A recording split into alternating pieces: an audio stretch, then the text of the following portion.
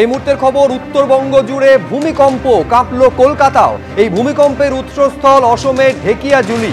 Richter স্কেলে কম্পনের তীব্রতা 5.9। ঠিক যখন ভূমিকম্প হচ্ছে সেই মুহূর্তের ছবি দেখতে পাচ্ছেন, শিলিগুড়ির ছবি।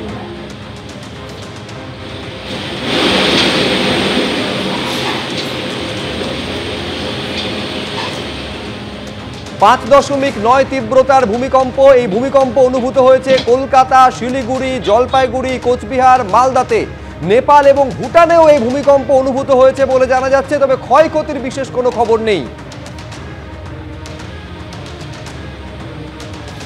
সরাসরি কথা বলবো, সনৎ ঝা আমাদের প্রতিনিধি রয়েছে। সনৎ, এইটা আমাদের জানাও, ঠিক যে সময় ভূমিকম্প অনুভূত হলো সেই সময় ছবিটা কিরকম ছিল, ঠিক কতটা আতঙ্ক ছড়িয়েছিল স্থানীয়দের মধ্যে?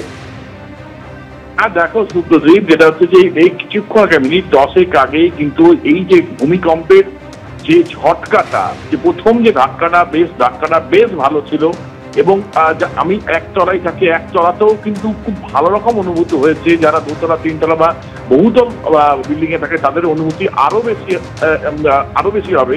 এবং স্বাভাবিকভাবেই যে বিশ্বকর্মা পুজোর আগে সেপ্টেম্বরে 2011 সালের যে স্মৃতি, সেই স্মৃতি কিন্তু শিলিগুড়িতে ফিরে এসছে।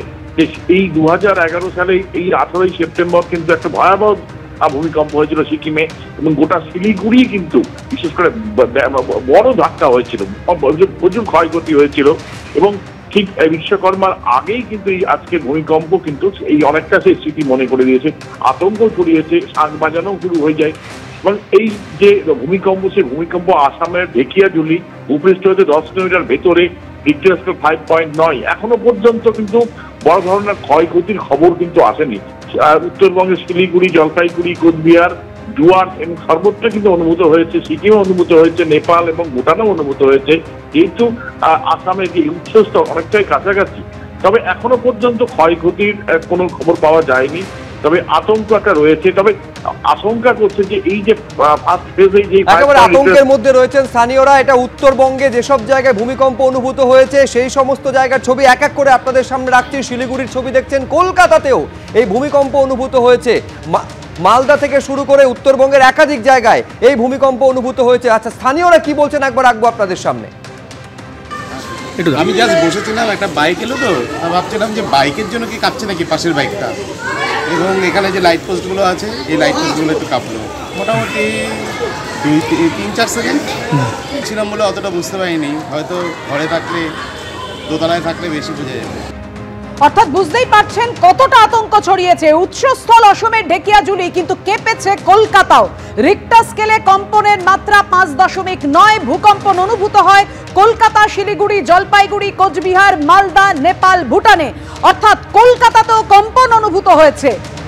উৎসস্থল অসমের ঢেকিয়াজুলি হলেও কতটা কম্পন অনুভূত হয়েছে, কতটা আতঙ্ক ছড়িয়ে পড়ে জানাবেন আমাদের প্রতিনিধি অরিত্রিক ভট্টাচার্য। অরিত্রিক, দেখো, এখনো পর্যন্ত যেটা জানা যাচ্ছে ন্যাশনাল সেন্টার ফর সিসমোলজির তরফ থেকে, যে আসামের ঢেকিয়াজুলিতে 5.9 রিক্টার স্কেলে ভূমিকম্প হয়েছে এবং এর প্রভাব কিন্তু অনেকটাই ছড়িয়েছে। ভূপৃষ্ঠের 10 কিলোমিটার গভীরের এই ভূমিকম্পের প্রভাব কলকাতা অবধি টের পাওয়া গিয়েছে, দক্ষিণবঙ্গের বিভিন্ন জায়গায় টের পাওয়া গিয়েছে। কারণ এই ভূমিকম্পের প্রভাব যতটা বিস্তৃত হয়েছে সেটা বিভিন্ন রাজ্য থেকে শুরু করে বিভিন্ন দেশে বিস্তৃত হয়েছে। নেপাল, ভুটান, বাংলাদেশ, সেখানেও যেমন টের পাওয়া গেছে। উত্তরবঙ্গে বেশি টের পাওয়া গেছে, কিন্তু প্রভাব কিন্তু কলকাতা অবধি ছড়িয়েছে। কলকাতাতে অনেকেই এই ভূমিকম্প অনুভব করেছেন বলে জানাচ্ছেন।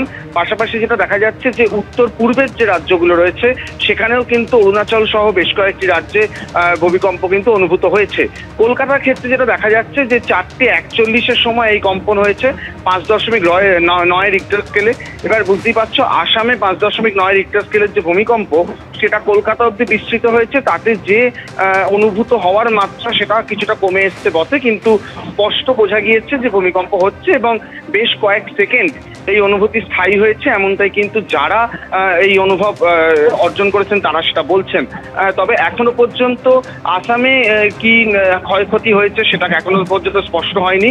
কলকাতা বা দক্ষিণবঙ্গের অধিকাংশ জায়গায় বড় ক্ষয়ক্ষতির খবর কিছু পাওয়া যায়নি। উত্তরবঙ্গেও কিন্তু একই বিষয়।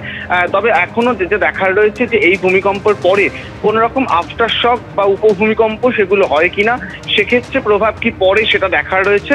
তবে মূল যে প্রথম যে ভূমিকম্প সেটা ভূমিকম্পটা যেহেতু রিক্টার স্কেলে 5.9 মাপের হয়েছে, এর পরের গুলো ধারাবাহিকভাবে স্বাভাবিক নিয়মে কম হওয়ার কথা। সেক্ষেত্রে কলকাতা বা অন্যত্র যেগুলো দূরের একটু জায়গা, সেখানে যে ভূমিকম্প অনুভূত হয়েছে সেটা পর্যায়ক্রমে আরো একবার অনুভূত হওয়ার সম্ভাবনা কিছুটা কম।